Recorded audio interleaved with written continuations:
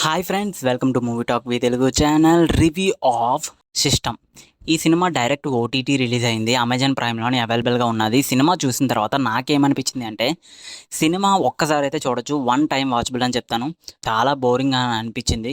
ఎందుకు ఇలా చెప్తున్నాను అంటే, కోర్టు బ్యాక్డ్రాప్లో వచ్చే సినిమాలన్నీ కూడా ఎలా ఉండాలి అంటే, ఆడియన్స్ని అట్రాక్షన్ చేయాలి అంటే క్యూరియాసిటీ పెంచే సీన్స్ అనేవి సినిమా లోపల ఉండాలి. అంటే సినిమాలోని విలన్స్ ఆడియన్స్ ఎక్స్‌పెక్ట్ చేయకూడదు.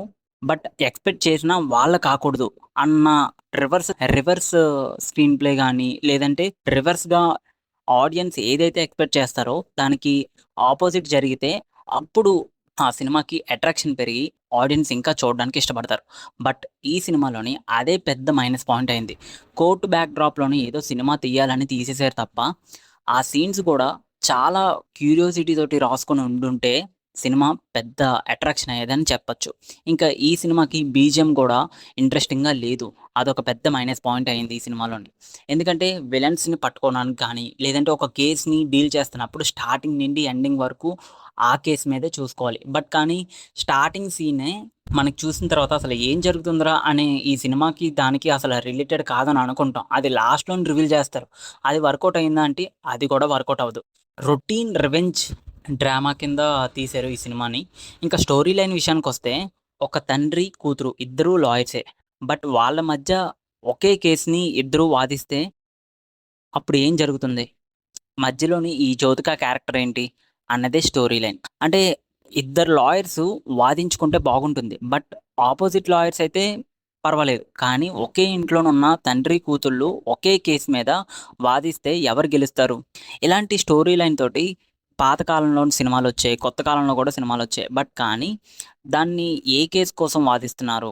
ఆ కేస్‌ని చాలా క్యూరియాసిటీగా ఇన్వెస్టిగేషన్ చేస్తూ చూపిస్తే బాగుండేది. కానీ డైరెక్టర్ స్టోరీని చెప్పడంలోని ఫెయిల్ అయ్యారు. కానీ తను రాసుకున్న స్టోరీ గుడ్ కాన్సెప్ట్ అని చెప్తాను. ఎందుకంటే ఫస్ట్‌లోని కొన్ని సీన్స్ చూపెడతారు సినిమాలోని. ఆ సీన్స్ అసలు ఈ సినిమాకి సంబంధం లేవు అని అనుకుంటాం. బట్ అది లాస్ట్‌లో రివీల్ చేయడం వల్ల మనకి చాలా బోర్ కొడుతుంది. అంటే ఈ సీన్స్, ఆ సీన్స్‌కి సంబంధం ఉందా? లేదా? అని అనిపిస్తుంది. ఆ సీన్స్ అవేమి నేను రివీల్ చేయను. ఎందుకంటే మీలోనున్న క్యూరియాసిటీ పోతుంది. ఇంకా సినిమాలో నటించిన జ్యోతిక క్యారెక్టర్ గాని, రిమైనింగ్ యాక్టర్స్ కానీ వాళ్ళకిచ్చిన రోల్స్‌లోని వాళ్ళు బాగానే పెర్ఫార్మన్స్ చేశారు. ఈ సినిమాకి ఓవరాల్‌గా రివ్యూ చెప్పాలి అంటే ఫస్ట్ హాఫ్ బాగానే ఉన్నది. సెకండ్ హాఫ్ కొంచెం ఇంట్రెస్టింగ్‌గా అనిపిస్తుంది. లాస్ట్‌లో ట్విస్ట్ అయితే వర్కౌట్ అవ్వలేదు. సరైన బీజీఎం లేదు. సరైన కాన్సంట్రేషన్స్, ఫోకస్డ్ అయిన సీన్స్ లేవు. అండ్ ఈ సినిమాలోని డైరెక్షన్‌లోని కొంచెం కేర్ తీసుకొని ఉండవలసింది. బట్ ఫెయిల్యూర్ అయిందని చెప్తాను.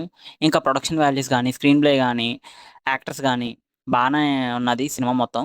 సో, ఓవరాల్‌గా ఈ సినిమాకి నేను 5కి 1 ఇస్తున్నాను. 'సిస్టమ్' అనే సినిమా చూడకపోతే సినిమా చూసిన తర్వాత మీ ఒపీనియన్స్‌ని కామెంట్‌లలో పెట్టండి. అలాగే మరిన్ని మూవీ అప్డేట్స్ కోసం గానీ, మరిన్ని మూవీ ఇన్ఫర్మేషన్స్ కోసం కానీ మన ఛానెల్‌ని అయితే సబ్స్క్రైబ్ చేయండి. పక్కనున్న గంట సింబల్‌ని మాత్రం క్లిక్ చేయడం మర్చిపోవద్దు. Thank you. Signing off movie talk V Telugu channel. మరొక రివ్యూతో మళ్ళీ కలుద్దాం.